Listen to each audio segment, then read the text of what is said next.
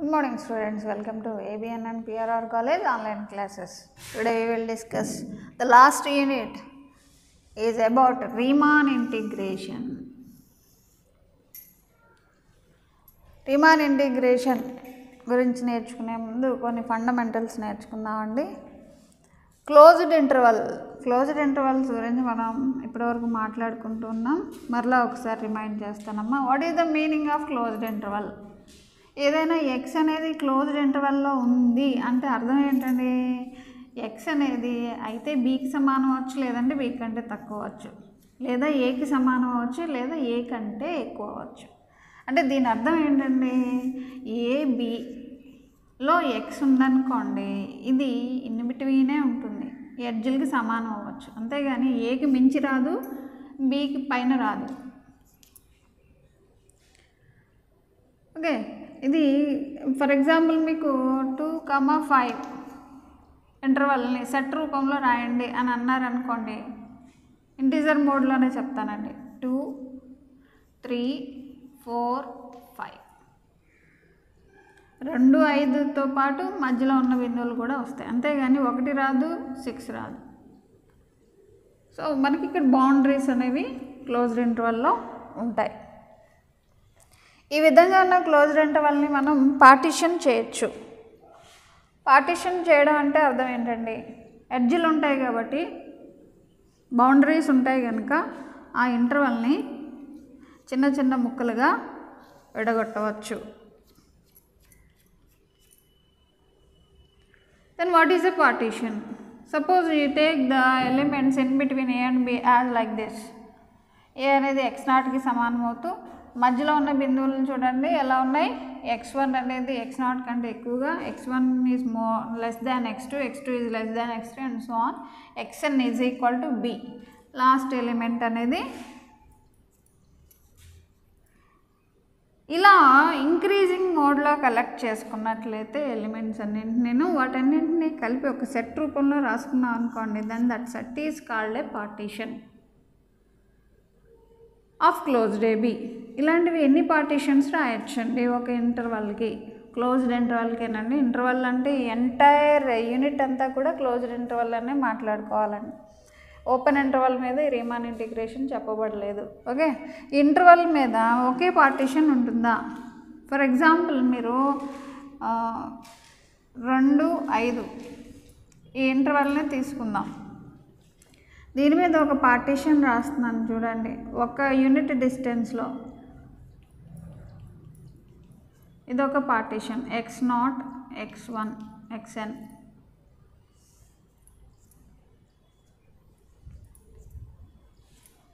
x0, xn, x1, x2 ఇలా. రెండవ partition రాస్తున్నాను చూడండి. 2, 2.5, 3, 3.5, 4, 4.5, 5 ఇలా చూసినట్లయితే మనకి పాయింట్స్ చూడండి ఎట్లా వచ్చినాయో. ఇవి కూడా ఇదే ఇంటర్వల్ని ఇంకొంచెం సగభాగం కింద కట్ చేస్తున్నాం. ఈ x0, x1, x2, x3, x4, x5, x6, x0, x6 అంటే దీని అర్థం ఏంటండి? ఇంకా డిస్టెన్స్ని తగ్గించారనుకోండి ఇంకొక సెట్ వస్తుంది.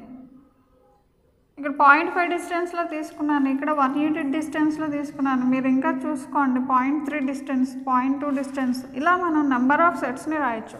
సో ఒక ఇంటర్వల్ మీద నంబర్ ఆఫ్ పార్టీషన్స్ని రాయొచ్చు.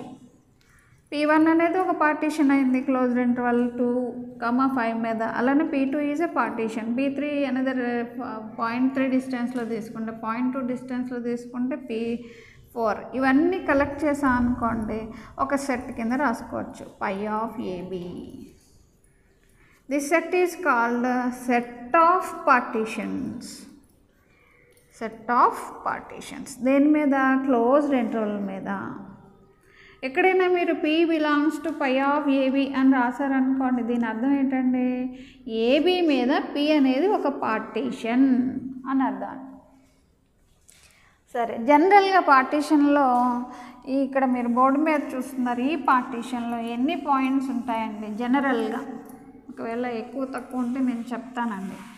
థీరమ్స్ చేసేటప్పుడు జనరల్గా ఇదే పార్టీషన్ని మనం రాసుకుంటూ ఉంటాం. ఈ పార్టీషన్లో ఎన్ని పాయింట్స్ ఉంటాయండి? ఇక్కడ వరకు మీరు ఈజీగానే కౌంట్ చేసేస్తారు, n బిందువులు. మరి x0 కూడా ఉంది కదా, n+1 పాయింట్స్ ఉన్నాయి.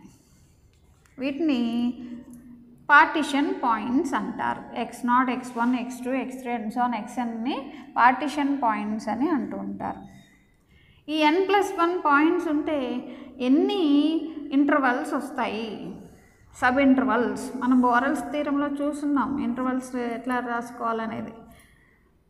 x0, x1, x2, ఇది i1, i2. ఇలా మనం తీసుకున్నట్లయితే చూడండి, 2 ఇంటర్వల్స్కి ఒక కామన్ పాయింట్ కింద ఉంది. అంటే మొత్తంగా మనం అన్ని ఇంటర్వల్స్ చూస్తే ఒక కామన్ పాయింట్ అనేది కనపడుతూ ఉంటుంది. n+1 పాయింట్స్ ఉన్నాయి కాబట్టి ఎన్ని ఇంటర్వల్స్ వస్తాయండి? IR అని ఇండికేట్ చేస్తాము. XR - 1 XR. ఇక్కడెక్కడో ఉందనుకున్నాం XR, ఈ రెండింటిని కలిపితే IR. ఎన్ని వస్తాయండి ఇంటర్వల్స్? R వాల్యూ 1 ఇచ్చారనుకోండి, I1 అంటే ఇక్కడ x0, x1, I2, x1, x2. ఎన్ని వస్తాయండి? ఇవన్నీ ఒక కామన్ బిందువు ఉంటుంది కాబట్టి దీనికంటే ఒకటి తక్కువ వస్తుంది. బిందువుల్లో ఒకటి తక్కువ చేయండి అంటే n వస్తాయి, n సబ్ ఇంటర్వల్స్ వస్తాయి. సబ్ ఇంటర్వల్స్ని సమ్ టైమ్స్ సెగ్మెంట్స్ అని కూడా అంటారు. దేనికి? పార్టీషన్కి ఉన్నటువంటి సబ్ ఇంటర్వల్స్ అండి. దీన్ని n సబ్ ఇంటర్వల్స్ అని రాయరు. ఎలా రాస్తారండి? R రన్నింగ్ రాస్తారు. ఇక్కడ R వాల్యూస్ IR అన్నాం కదండి, R సబ్ ఇంటర్వల్. ఇది R వాల్యూస్ ఇచ్చామనుకోండి, R 1 అయితే ఫస్ట్ ఇంటర్వల్, 2 అయితే సెకండ్ ఇంటర్వల్, 3 అయితే మూడో ఇంటర్వల్. ఇలా మనకి ఎన్ని వస్తాయి అంటున్నారు? n సబ్ ఇంటర్వల్స్ అంటే R running from 1 to n అని రాస్తూ ఉంటారు. పార్టీషన్కి ఉన్నటువంటి సబ్ ఇంటర్వల్స్ని ఈ విధంగా రాస్తాం. ఇప్పుడు సబ్ ఇంటర్వల్స్ యొక్క లెంత్లు కావాలి. సపోజ్ ఈ ఇంటర్వల్ యొక్క లెంత్ I1 యొక్క లెంత్ కావాలనుకోండి, ఏం చేస్తారు మీరు? ఇంటర్వల్ లెంత్ అంటే ఏంటి? ఎండ్ పాయింట్స్ యొక్క డిఫరెన్స్. దెన్ Δ1 అని ఇండికేట్ చేస్తాం అనుకోండి, మాడ్యులస్ వేస్తాం లెంత్ ఎప్పుడు పాజిటివ్ కనుక, x1 - x0. అదే I2 యొక్క లెంత్ కావాలనుకోండి, ఏం చేస్తారు? Δ2 అని రాస్తారు. ఎంత వస్తుంది? x2 - x1.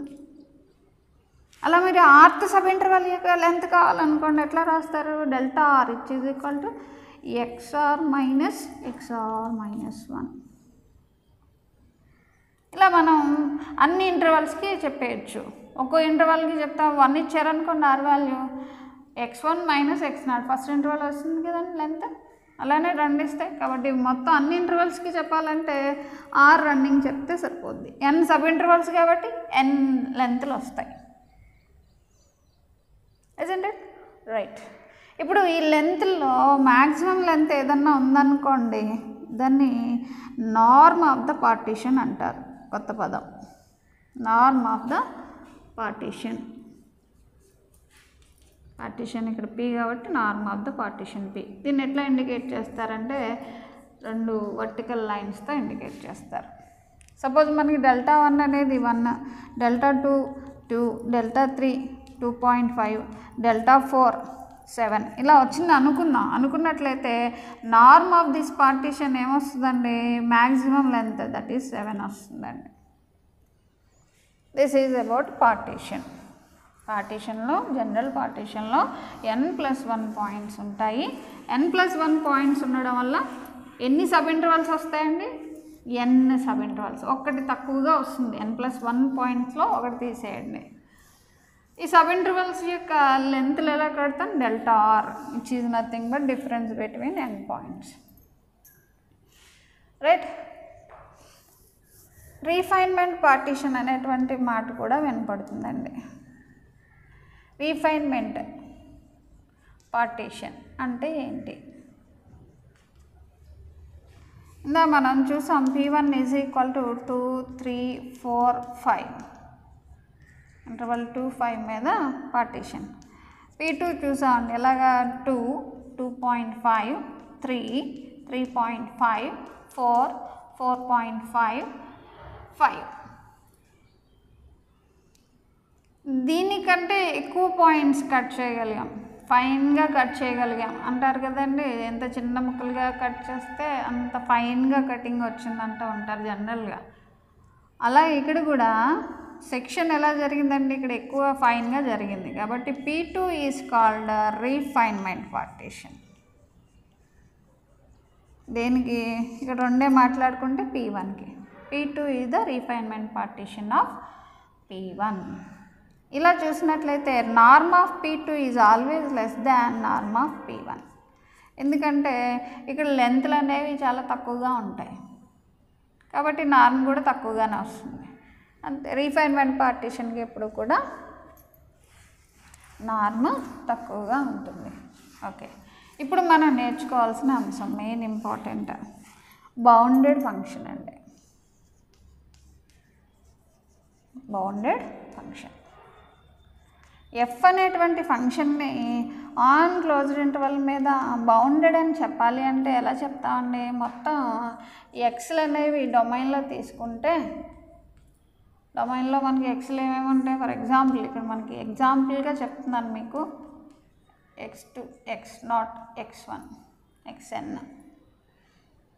f of x0 f of x1 f of x2 f of xn.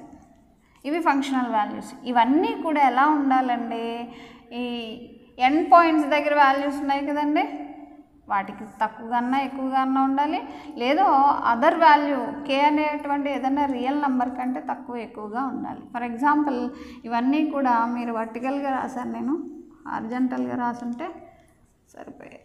ఈ ఫంక్షనల్ వాల్యూస్ అన్నీ కూడా ఏదో పర్టికులర్ వాల్యూ కంటే తక్కువగాను పర్టికులర్ వాల్యూ కంటే ఎక్కువగాను ఉన్నట్లయితే then we say that the function is bounded. ఈ ఫంక్షనల్ వాల్యూస్ అన్నీ అని చెప్పడానికి బదులుగా for every x on the closed interval ఏవి all the functional values are, అది దీని అర్థం ఏంటండి, ఇప్పుడు మనం రాసాం f of x0 x1 x2 f of xn ఇవన్నీ రాసాం కదండి, ఇవన్నీ అని వస్తాయండి ఇక్కడికి. For all x in closed interval ఏవి functional values are lies in between any two real numbers, then we say that the function is bounded. Okay, అన్ని functional values కూడా ఏవో రెండు రియల్ నెంబర్స్ మధ్యలో ఉంటే దాన్ని బౌండెడ్ ఫంక్షన్ అంటారు. మాడ్యులస్లో కూడా చెప్పచ్చు మనం, if there exists a real number k so that modulus of f of x is less than or equal to k for every x on the closed interval. అన్ని functional values అని అర్థం అండి. ఇది రాయకపోతే మళ్ళీ లెక్క తప్పిపోతుంది, ఒక్క వాల్యూ వస్తుంది మీరు ఒకటే రాస్తే. ఈ ఒక్క పదాన్ని రాసినట్లయితే అన్ని ఫంక్షనల్ వాల్యూస్ అంటే f of x0 f of x1 f of x2 and so on f of xn ఇవన్నీ వచ్చేస్తాయండి. అన్ని ఫంక్షనల్ వాల్యూస్ కూడా ఏదో పర్టికులర్ రియల్ నెంబర్ కంటే తక్కువగా ఉంటే దాన్ని we say that the function is bounded. Okay right, ఇప్పుడు మనము ఈ బౌండెడ్ ఫంక్షన్స్ని సంబంధించి ఇంటిగ్రేషన్ గురించి మాట్లాడదామండి. ఒక ఫంక్షన్ బౌండెడ్ అయిన తర్వాత ఆ ఫంక్షన్ సంబంధించిన upper and lower Riemann sums గురించి మాట్లాడదామండి. ఒక summation value upper and lower Riemann sums. Riemann sums అనగానే మనకి ఒక ప్రత్యేకమైన రూల్ ఉంటుందండి, అదేంటో తెలుసుకుందాం. Suppose F is a bounded function on closed AB and B be a partition of closed AB with the segments anna subintervals anna okate having the length delta r. Okay, ఇప్పుడు మన function ఎలా ఉందండి, closed interval మీద bounded అయింది. Bounded అవ్వగానే completeness axiom ఏమని చెప్పేస్తుంది, అసలు కంప్లీట్నెస్ యాక్సియం ఏం చెప్తుందండి, బౌండెడ్ అబోవ్ ఫంక్షన్స్కి సుప్రీమం, బౌండెడ్ బిలో ఫంక్షన్స్కి ఇన్ఫిమం ఉంటుందండి. బౌండెడ్ అంటే అర్థం ఏంటండి, బౌండెడ్ అబోవ్ అవ్వాలి, బౌండెడ్ బిలో అవ్వాలి, రెండు అయితేనే బౌండెడ్ అంటామండి. అందుచేత ఇక్కడ సుప్రీమము ఇన్ఫిమం రెండు కూడా ఫంక్షన్కి ఉంటాయి. F of x has supremum and infimum and the entire interval closed AB. Closed interval మీద బౌండెడ్ కదండి ఫంక్షన్. ఈ సెగ్మెంట్స్ అనేవి ఎందులో వస్తున్నాయి, I1 I2 I3 అన్నీ కూడా ఎందులో వస్తున్నాయండి, ఇంటర్వల్లోనే వస్తున్నాయి, సబ్ ఇంటర్వల్స్ అన్నీ కూడా ఇంటర్వల్లోనే వస్తున్నాయి. ఎంటైర్ ఇంటర్వల్ మీద బౌండెడ్ అయినప్పుడు obviously each and every sub interval మీద కూడా బౌండెడ్ అవుతుంది కదండి. Each and every sub interval మీద బౌండెడ్ అయితే మళ్ళీ each and every sub interval మీద కంప్లీట్నెస్ యాక్సియం అప్లై చేస్తే f of x has supremum and infimum in each I R. Each సెగ్మెంట్లో మనకి సుప్రీమమ్ ఇన్ఫిమమ్లు ఉంటాయి. వాటిని ఏమన్నాం, స్మాల్ ఎంఆర్ని infimum of the function in the interval M R. R అనేటప్పటికి ఆర్త్ సెగ్మెంట్స్ రాసుకోవడం. ఒకవేళ 1 అన్నారనుకోండి I1, 2 ఇచ్చారనుకోండి I2, 3 I3.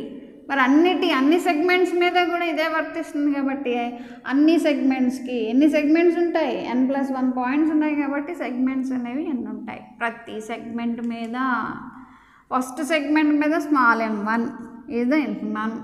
r = 2 ఇచ్చారనుకోండి I1 మీద m1, r = 2 ఇస్తే I2, I2 మీద m2, I3 మీద m3 అనేది ఇవన్నీ కూడా ఇన్ఫిమమ్లు అవుతాయి. సిమిలర్గా సుప్రీమమ్ కూడా ఉంటుంది కదండి, దాన్ని క్యాపిటల్ ఎంఆర్ అన్నాం. This is the supremum of the function in the interval I R. R values same running 1 to n. ఇది రాయడం మర్చిపోకూడదండి. ప్రతి సబ్ ఇంటర్వల్ మీద కూడా సుప్రీమమ్ ఉంటుంది కనుక ఈ ఫస్ట్ సబ్ ఇంటర్వల్ మీద స్మాల్ m1 ఇన్ఫిమమ్ అయితే క్యాపిటల్ M1 అనేది సుప్రీమమ్ అవుతుంది. I2 మీద capital M2 is the supremum, I3 మీద capital M3 is the supremum. ఇలా మనకి వస్తూనే ఉంటాయి.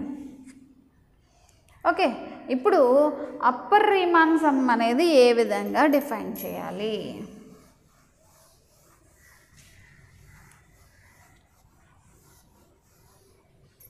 Then the upper Riemann sum of